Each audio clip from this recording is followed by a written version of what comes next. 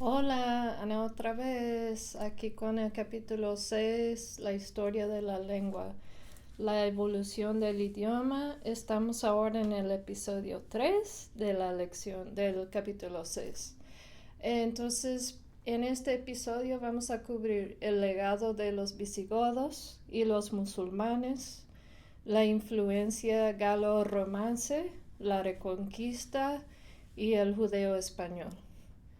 Em, para empezar, pueden ver aquí un mapa enseñándoles el área del reino visigodo. Em, no hubo mucha influencia en cuanto al impacto de la lengua con los visigodos, pero sí se conservaron algunos sufijos, perdonen. Jiménez, la EZ, Ruiz, IZ, Muñoz, OZ, que son muy comunes hoy en día en el castellano actual. Y algunas palabras, el léxico de guerra, espía, guardián. Entonces esto fue en el año más o menos 600, bien, después de Cristo. La conquista musulmana, entonces hablemos ahora sobre, ya que hablamos un poquito sobre los visigodos, ahora hablemos mucho más sobre los musulmanes, porque ellos tuvieron mucha influencia del año 711 hasta 1492. Um, Existía una lengua que se llamaba mozárabe, una lengua de mezcla entre el árabe y el latín. Eh, Era el habla vernácula de los cristianos, los musulmanes y los judíos. Y pueden ver aquí en el mapa que sí vivieron 700, casi 800 años en España y hubo mucha influencia por esa razón, porque pasaron mucho tiempo. También porque el habla era cotidiano, ¿no? Por eso, pues varios empezaron a usar esa lengua del mozárabe.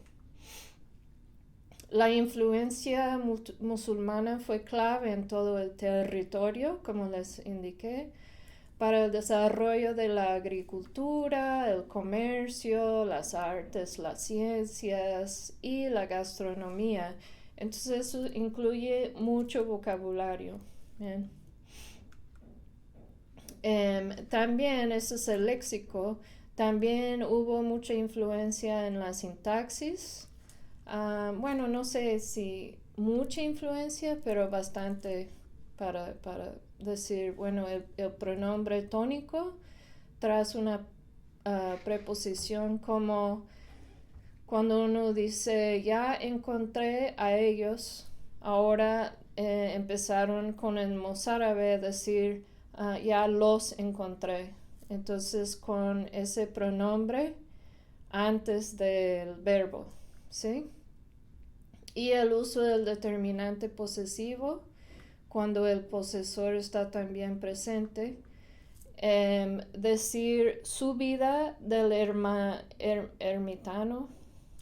Ahora, después de ese cambio, de esa influencia, se empezó a decir la vida del ermitaño.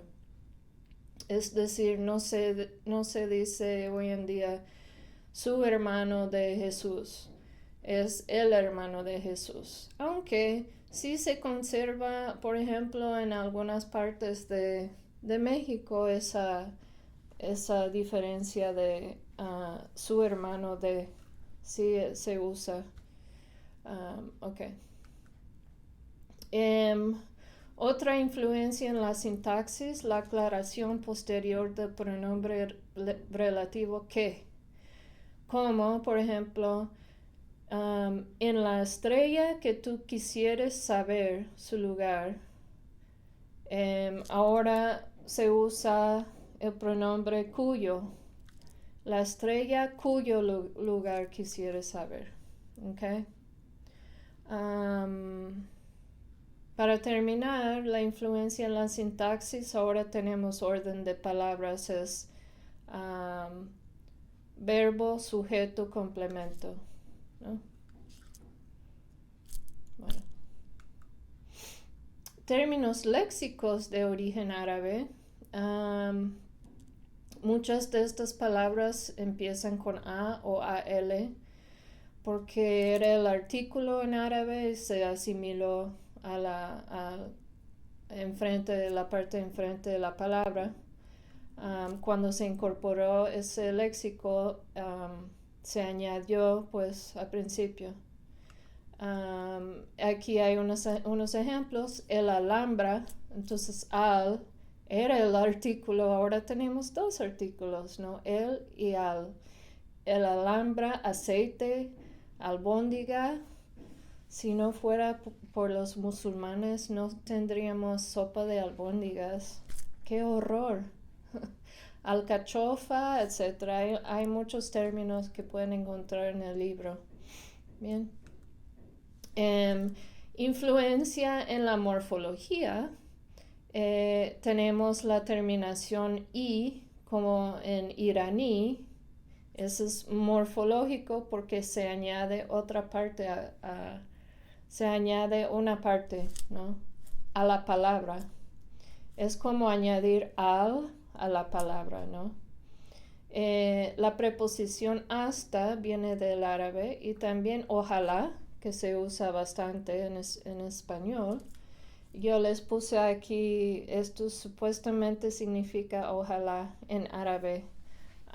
Yo no escribo ni hablo árabe, pero viene de, voy a tratar de decir esto, pero no me juzguen, Sha'ala, si Dios quiere, ojalá, viene de esa expresión en árabe. Y ahora se usa pues bastante. Entonces, vamos a hablar ahora del romance primitivo en la península. Con los árabes vieron que terminaron en 1492, que también fue el año que Cristóbal Colón encontró, bueno, las Américas. Entonces ahora estamos en el siglo, ahora un poco antes de eso también, bueno, bastante antes de eso, en el siglo IX. En el siglo IX ya incluían ciertas frases o palabras en romance. Y se puede ver en las glosas. El hecho de que existan tantas glosas en las traducciones de los monjes, eso nos muestra que la lengua estaba cambiando, que algunos no entendían el latín, digamos, y que el romance primitivo ya estaba empezando a usarse. Dice aquí el hecho de que existan tantas glosas en este códice demuestra que entre los hablantes ya no se usaba el latín, sino la lengua romance, que era, claro, una mezcla, y por eso los monjes incluían traducciones o aclaraciones. Bien. Y en el libro explican más sobre esta práctica. Bien. En diferentes glosas, las emilianenses y las silenses y la noticia de quesos, maybe, constituyen pruebas documentales que confirman los primeros intentos de utilizar el alfabeto latín. Usaban una mezcla de lenguas y mezclaban estas lenguas para tratar de que la gente entendiera, ¿no? Esta práctica impulsó la difusión de esta nueva lengua y sirvió para reflejar igualmente la evolución que se estaba produciendo en el momento, la evolución de la lengua. Okay. Ahora del siglo IX, vamos al siglo XI, la influencia galo-romance,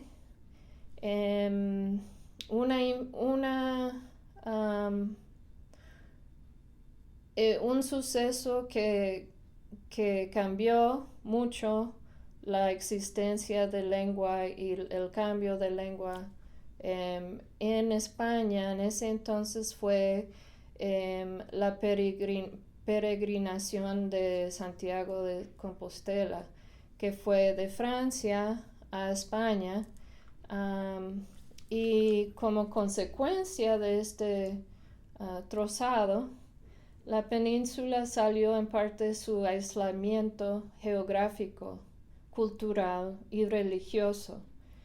Entonces Santiago de Compostela llegó en su peregrinación para cultivar la lengua y empezar a hacer cambios, ¿no? Y como consecuencia de su camino, hoy en día hemos llegado a tener castellano actual, porque la península estaba como en aislamiento y después de su llegada había mucha más interacción entre culturas, entre religiones también, etc. Bien. Entonces, en el libro hay diferentes ejemplos de la lengua que tenemos hoy en día, de donde vienen ciertas palabras, por ejemplo, los galicismos, que era el francés primitivo que se hablaba en Francia. De esa etapa tenemos el sufijo age, y pueden ver ejemplos de ese sufijo coraje, homenaje, linaje, peaje, etc. ¿Sí?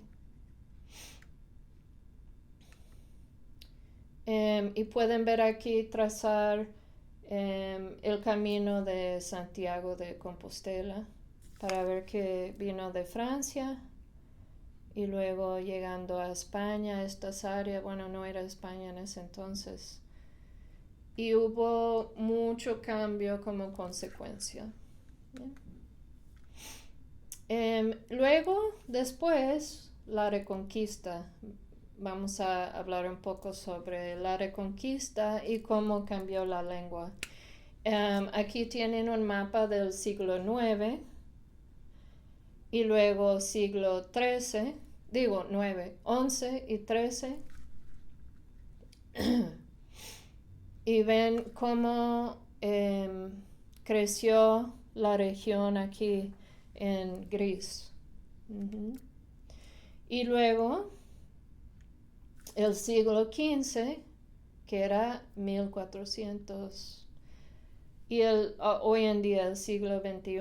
En el siglo XV hubo mucho más uso del castellano, porque esta lengua romance era más innovadora que las otras lenguas y era la más evolucionada de todas las lenguas, ¿no? Entonces por eso se empezó a usar más y más, porque era como una lengua abierta a esos cambios. Por eso hoy en día un lingüista que observa lo que ha sucedido con la lengua y cómo realmente se usa la lengua, no juzga los cambios, sino que observa. ¿Bien? Y hoy en día, siglo XXI, ven la diferencia, pero no hay tanta diferencia entre estos dos mapas, ¿no? Bueno, el vasco se usa un poquito menos, el catalán, pero sí todavía existen las lenguas. Solamente el que no veo, el, oh sí, asturiano, que bueno, que ahora se usa, pero no es como era antes, ¿no? Y otras que pueden ver ahí. Ok, creo que la última parte de este episodio trata el judeo español y su influencia en la lengua. Um, en el año 1492 hubo una expulsión de la comunidad judía en España. Entonces eso afectó mucho la lengua porque hay bastantes arcaísmos que se han conservado. Los sefardíes, que eran los judíos, eran la comunidad judía presente en la península ibérica, en lo que es hoy en día España.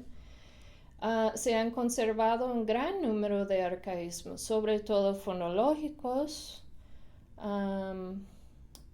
y bueno, vamos a ver algunos de esos. Okay. Pueden ver, este es un mapa de la migración de los sefardíes de España a otros países, otras partes.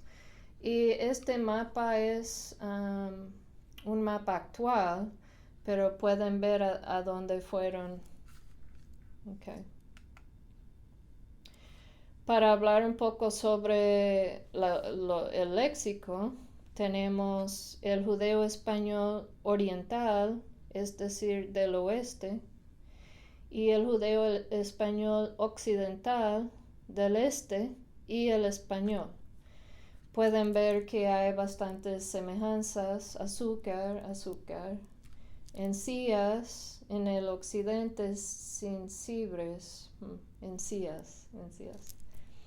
Blando y brubio. Y también de los rasgos innovadores del judeo español en cuanto a la fonología, de la N o M, que es un sonido nasal, ¿no? Delante del diptongo, hue, muestro, nuestro. Eso viene del judeo español. Nuestro, muestro. Y se conserva la F latina, por ejemplo, decir hormiga, formiga, ahogarse, afogarse. ¿Se acuerdan de cuando les hablé sobre fácil y hacer? Eso tiene que ver con la F se conserva como parte del judeo español. Y la H era parte de esa evolución diacrónica de las ondas. ¿Se acuerdan de las ondas de cambio? Era parte de eso. Ok. Vamos a descansar ahora. Y cuando regresemos tendremos el episodio 4.